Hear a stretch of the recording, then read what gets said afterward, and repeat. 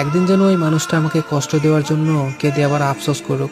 আমি যেন সেদিন তাকে বলতে পারি, ডাক্তার হতে পারিনি তোমার মতো, তবে জীবনে একজন ভালো মানুষ হতে পেরেছি। তোমার মতো কাউকে ঠকাতে আমি জানি না। জীবনে অনেক কিছু পেয়ে গেছো বুঝে আমাকে ঠকিয়ে আমি 5 ওয়াক্ত নামাজ পড়া শুরু করলাম, কিন্তু নামাজে দাঁড়ালেই চোখে পানি চলে আসতো। আমি মোনাজাতে আল্লাহর কাছে কিছুই চাইতে পারতাম না, শুধু কান্না করতাম আর খুব করে মনে মনে বলতাম সে যেন ভালো থাকে। নিজের সব বাজে অভ্যাস ছেড়ে দেওয়ার চেষ্টা করলাম। এই যেমন রাত 12টা 2টা পর্যন্ত অনলাইনে থাকা, রাত জাগা সব বাদ দিয়ে দিলাম। প্রচন্ড ব্যস্ত থাকতে শুরু করলাম। পড়ালেখার পাশাপাশি বিভিন্ন বই পড়া, বিভিন্ন জায়গায় বেড়াতে যাওয়া শুরু করলাম। অনলাইনে একটা উদ্যোক্তা সম্পর্কিত কোর্সে ভর্তি হলাম। ভাবলাম সময় কাটানোর জন্য আরো কিছু করা দরকার। আমার আগের সেই অনলাইন বিজনেসটা আবার নতুন করে শুরু করলাম। আমার গানের গলা বেশ ভালো, গলার যত্ন নিতে প্রতিদিন রেওয়াজ করি। আবারও শুরু করলাম অনেক শখের যে অনলাইন কোর্স। তারপরে একটু একটু কবিতা আর লেখালেখি শুরু করলাম। কি হবে মানুষের জন্য নিজের জীবনকে থামিয়ে রেখে? সে তো তার নিজের জীবন নিয়ে ভালোই আছে। আমি একটা ক্যারিয়ার স্কুলে প্রাইমারি সেকশনের টিচার হিসাবে ছিলাম। কোভিডের কারণে এখন অনলাইনে ক্লাস নিতে হয়। অসুস্থতার জন্য ক্লাস নেওয়া বাদ দিয়ে দিয়েছিলাম আমার অপারেশনের পর। অনেক ভেবেচিন্তে আবার যুক্ত হলাম স্কুলের সাথে। অনলাইনে ক্লাস নেওয়া শুরু করলাম। দিনের বেশিরভাগ সময় অনলাইনে বাচ্চাদের সাথেই কাটাতাম। বড্ড ভালো লাগতো। মনের মধ্যে এক ধরনের সুখ সুখ অনুভব হয়। মাঝে মাঝে ভাবি সেদিন যদি সুইসাইড করে ফেলতাম তাহলে জীবনের এত সুন্দর অধ্যায়টা দেখা হতো না। জীবনের সামনে কি হবে তা দেখার জন্য হলেও বেঁচে থাকা যায়।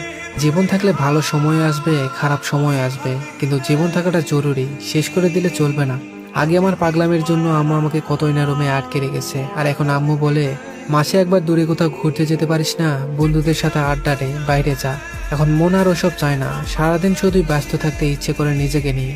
তবে আমি সত্যিই জানি না আমাদের সম্পর্কটা ঠিক কবে শেষ হয়েছিল। সবাই জিজ্ঞেস করে তোদের সম্পর্কটা শেষ হলো কবে। আমি তখন কোনো উত্তর দিতে পারি না। চুপ হয়ে নিজের কাছে প্রশ্ন করি, সম্পর্কটা ঠিক শেষ কবে হয়েছিল? যেদিন সে আমাকে শেষবারের মতো জড়িয়ে ধরেছিল সেদিন, নাকি যেদিন সে আমার হাতটা ছেড়ে দিল সেদিন? আমি সত্যিই জানি না আমাদের বিচ্ছেদটা ঠিক কবে হয়েছিল। তবে হ্যাঁ, দুজনের মনের বিচ্ছেদ হয়েছিল বহুবার। আসলে মনের বিচ্ছেদ হয়ে গেলে চূড়ান্ত বিচ্ছেদটা সময়ের ব্যাপার মাত্র।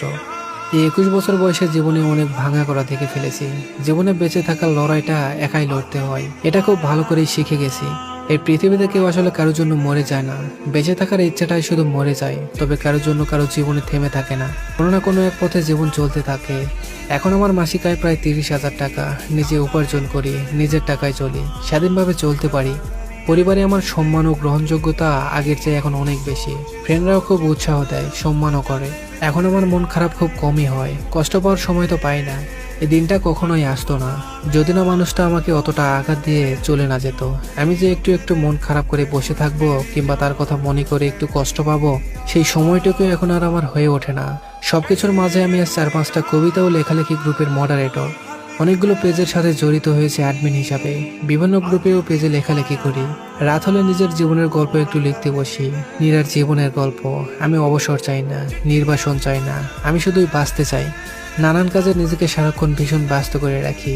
এভাবেই একা কেটে যাচ্ছে জীবন, নীল আকাশের এক টুকরো মেঘ হয়ে।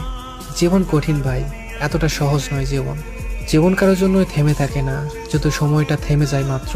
আপনি সবাইকে ভালোবাসতে পারলেও সবাই আপনাকে ভালোবাসবে না। কোনো মানুষের জন্য জীবন থেমে থাকে না। জীবন তার নিজের গতিতে চলতে থাকে। অন্য কারোর জন্য আত্মহত্যা করে নিজের জীবনকে এভাবে শেষ করে দেবেন না। জীবনকে ভালোবাসুন, জীবন অনেক সুন্দর। একদিন যেন ওই মানুষটা আমাকে কষ্ট দেওয়ার জন্য কেঁদে আবার আফসোস করুক। আমি যেন সেদিন তাকে বলতে পারি, ডাক্তার হতে পারিনি তোমার মতো, তবে জীবনে একজন ভালো মানুষ হতে পেরেছি। তোমার মতো কাউকে ঠকাতে আমি জানি না। জীবনে অনেক কিছু পেয়ে গেছো বুঝে আমাকে ঠকিয়ে আমি 5 ওয়াক্ত নামাজ পড়া শুরু করলাম, কিন্তু নামাজে দাঁড়ালেই চোখে পানি চলে আসতো। আমি মোনাজাতে আল্লাহর কাছে কিছুই চাইতে পারতাম না, শুধু কান্না করতাম আর খুব করে মনে মনে বলতাম সে যেন ভালো থাকে। নিজের সব বাজে অভ্যাস ছেড়ে দেওয়ার চেষ্টা করলাম। এই যেমন রাত 12টা 2টা পর্যন্ত অনলাইনে থাকা, রাত জাগা সব বাদ দিয়ে দিলাম। প্রচন্ড ব্যস্ত থাকতে শুরু করলাম। পড়ালেখার পাশাপাশি বিভিন্ন বই পড়া, বিভিন্ন জায়গায় বেড়াতে যাওয়া শুরু করলাম। অনলাইনে একটা উদ্যোক্তা সম্পর্কিত কোর্সে ভর্তি হলাম। ভাবলাম সময় কাটানোর জন্য আরো কিছু করা দরকার। আমার আগের সেই অনলাইন বিজনেসটা আবার নতুন করে শুরু করলাম। আমার গানের গলা বেশ ভালো, গলার যত্ন নিতে প্রতিদিন রেওয়াজ করি। আবারও শুরু করলাম অনেক শখের যে অনলাইন কোর্স। তারপরে একটু একটু কবিতা আর লেখালেখি শুরু করলাম। কি হবে মানুষের জন্য নিজের জীবনকে থামিয়ে রেখে? সে তো তার নিজের জীবন নিয়ে ভালোই আছে। আমি একটা ক্যাডেট স্কুলে প্রাইমারি সেকশনের টিচার হিসাবে ছিলাম। কোভিডের কারণে এখন অনলাইনে ক্লাস নিতে হয়। অসুস্থতার জন্য ক্লাস নেওয়া বাদ দিয়ে দিয়েছিলাম আমার অপারেশনের পর।